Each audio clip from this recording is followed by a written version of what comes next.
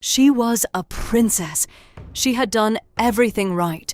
But at just 22 years old, her own husband had stolen the one thing she could never get back: Crown Prince Rudolf. Infected Stéphanie of Belgium with syphilis and gonorrhea, destroying her chance of ever bearing another child. The court announced peritonitis.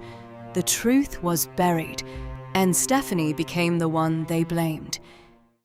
In the late 19th century, a royal princess did not belong to herself. She belonged to the state, groomed from infancy to serve as a diplomatic pawn in the high-stakes game of European alliances. Within these dynastic unions, women possessed no legal rights, no personal agency, and no protection under the law. Stéphanie's father, King Leopold II, presented himself to the world as a benevolent sovereign, yet his vast fortune was built on the brutal exploitation and forced labor of the Congo Free State. This blood money funded a regime of absolute control at home. When a young princess was traded into Emperor Franz Joseph's Austro-Hungarian court, she arrived in an environment of suffocating, rigid hierarchy. Here, the preservation of the imperial dynasty mattered above all else, creating an unyielding machinery of power designed to protect its rulers while utterly silencing the women trapped within its walls. On May 21, 1864, Princess Stéphanie Clotilde was born at the Palace of Laeken in Brussels, the second daughter of King Leopold II and Queen Marie Henriette. Her childhood offered no refuge. Her parents' marriage was cold and transactional, fractured entirely in 1869 when her 9-year-old brother, Prince Leopold, fell into a pond and died of pneumonia. A year later, a severe case of typhus nearly claimed 6-year-old Stéphanie as well. Instead of comfort, her recovery brought a grueling regime of multilingual education under strict disciplinarians, shaping her into a silent instrument of the state. Following her sister's marriage, 11-year-old Stéphanie became the highest-ranking female at the Belgian court, forced to host foreign dignitaries and perform rigid ceremonial duties. Before she could understand the world, she was already trained to endure it. In the winter of 1878, the machinery of state encroached on Stéphanie's narrow world.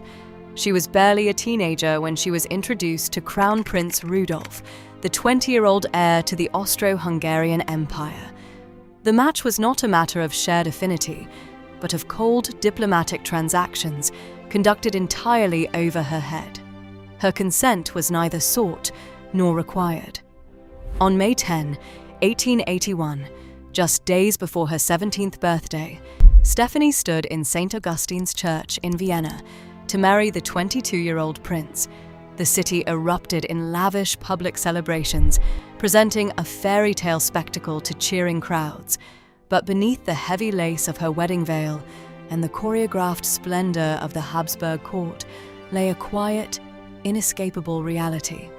At 16, Stéphanie had not found a partner. She had simply been delivered to her entrapment.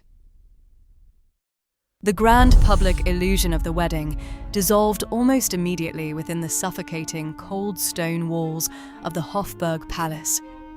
Stéphanie found herself in a hostile environment, placed under the constant, watchful gaze of a highly critical Austro-Hungarian court. Her husband, Crown Prince Rudolf, was far from the romantic partner the public imagined.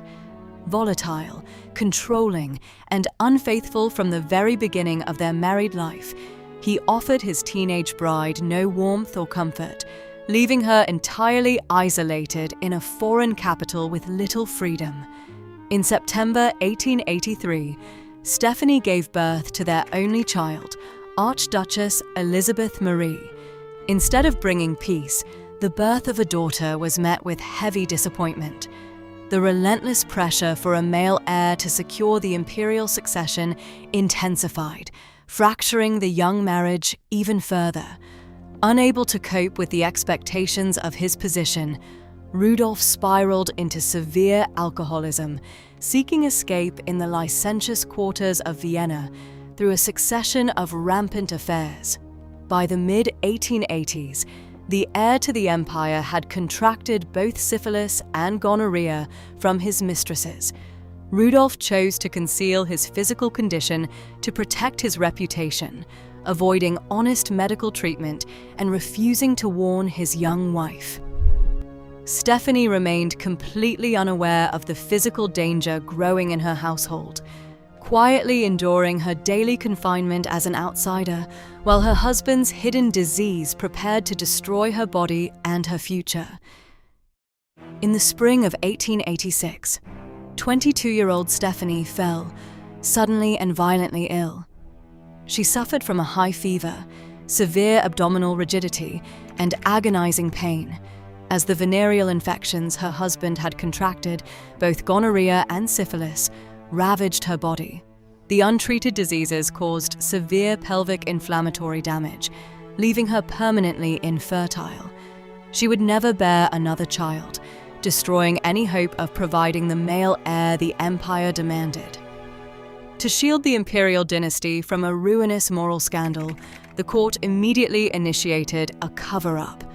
Court physicians publicly diagnosed her condition as peritonitis, a convenient medical euphemism designed to bury the truth of Rudolf's lifestyle.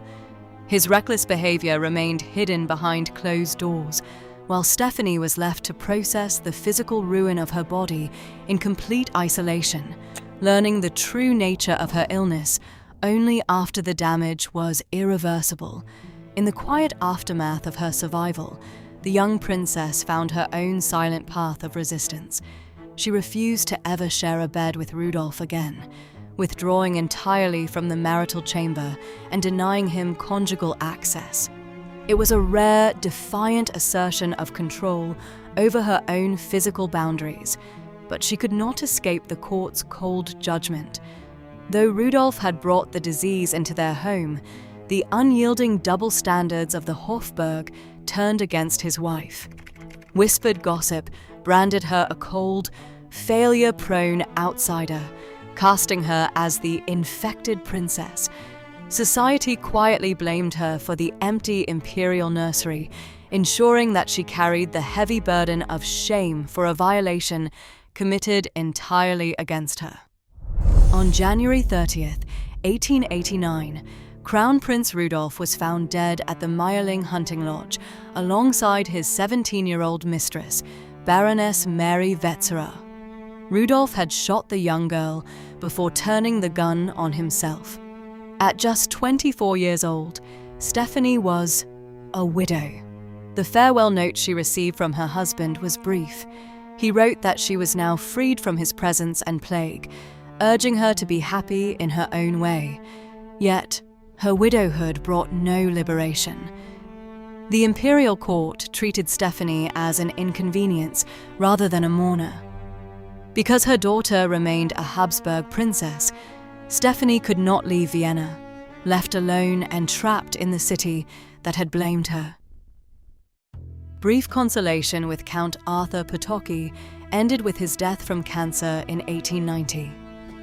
Seeking escape, Stéphanie fled Vienna, traveling through Malta, Tunisia, and Corfu. In the late 1890s, she fell in love with a Hungarian nobleman, Count Elémer Longnier. Her father, King Leopold, refused to sanction the match, but on March 22, 1900, she married Longnier in open defiance. The union cost her imperial titles and her pension, and Leopold disowned her entirely, even barring her from her mother's funeral, yet she refused to be defeated. Following her father's death, she waged a 5-year legal battle against the Belgian crown, winning 5 million francs.